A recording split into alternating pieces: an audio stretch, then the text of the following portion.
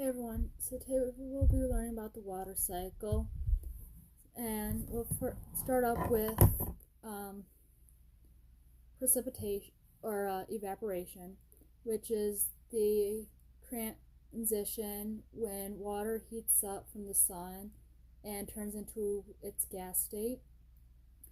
And then condensation is the collection of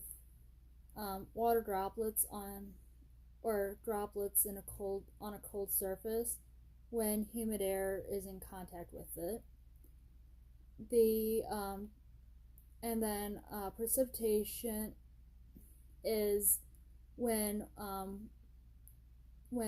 water falls back down due to being too heavy, and that can come out as rain, snow, hail, or sleet. Snow runoff is when snow or ice melts and it doesn't get absorbed into the ground and it runs along the land, which is similar to water surface runoff, which is when water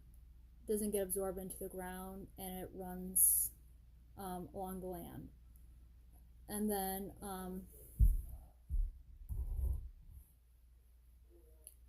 the water storage in ice and snow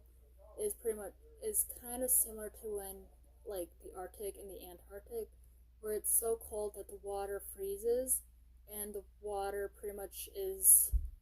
contained in that frozen state, which is and then water storage in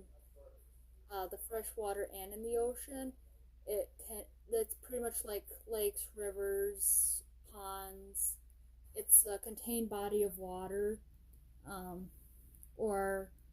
a vast spread of water.